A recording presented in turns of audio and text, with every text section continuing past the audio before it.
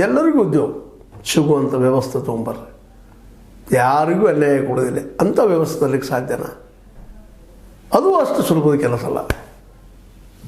ಜೊತೆಗೆ ಈ ಮೀಸಲಾತಿ ಬಿಟ್ಟು ಕೊಡೋದು ಅಷ್ಟು ಸುಲಭದ ಕೆಲಸ ಅಲ್ಲ. ಎಲ್ಲರೂ ಇವತ್ತು ಮೀಸಲಾತಿ ಮೇಲೆ ಡಿಫೆಂಡ್ ಆಗ್ತಾಯಿದ್ದಾರೆ. ಅದರಿಂದಾಗಿ ಇವತ್ತು ನಮ್ಮ ಬಲಗೈ ಸಮುದಾಯದವರು ಇವತ್ತು ನಾವು ಅವ್ರಿಗೆ ಹೇಳ್ಕೊಳ್ಳೋದಿಷ್ಟ ನಾಗಮೋಹನ್ ದಾಸರ ಪರವಾಗಿ. ಯಾಕಂದ್ರೆ ನಾಗಮೋಹನ್ ದಾಸರು ಪ್ರಾಮಾಣಿಕವಾಗಿ ತಮ್ಮ ಅನಿಸಿದ್ದನ್ನು ಮಾಡಿದ್ದಾರೆ, ವರ್ಕ್ ಮಾಡಿದ್ದಾರೆ. ಇಲ್ಲಿವರೆಗೆ ಒಂದಿಷ್ಟು ಬಲಗೈದವ್ರು ಹೆಚ್ಚು ಲಾಭ ಮಾಡ್ಕೊಂಡಿದ್ದೀರಿ. ಸ್ವಲ್ಪ ಅವ್ರಿಗೆ ಬಿಟ್ಟು ಕೊಡ್ರಪ್ಪ ಉಳದವ್ರಿಗೆ ಅಂತೇಳಿ. ಯಾಕಂದರೆ ಕರೆಕ್ಟಾಗಿ ಡಿಸಿಷನ್ ಯಾರಿಗೂ ತೊಗೊಳ್ಳಿಕ್ಕೆ ಸಾಧ್ಯ ಇಲ್ಲ. ಭಾಳ ಕಷ್ಟದ ಕೆಲಸ.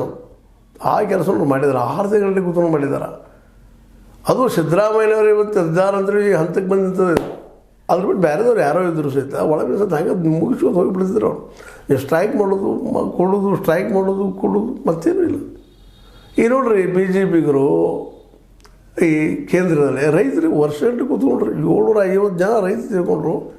ಹೊಳ್ಳಿ ತೊಗೊಂಡದ್ದು ಅಷ್ಟೇ ಹೇಳಿದ್ರು ವಿನಃ ಆ ಕಾಲೇ ಕಾನೂನುಗಳನ್ನು ಇನ್ನೂ ಕ್ಯಾನ್ಸಲ್ ಆಗಿಲ್ಲ. ಯಾವ ಬೇಕಾದ್ರೆ ರಿವೋಕ್ ಆಗ್ಬೋದು.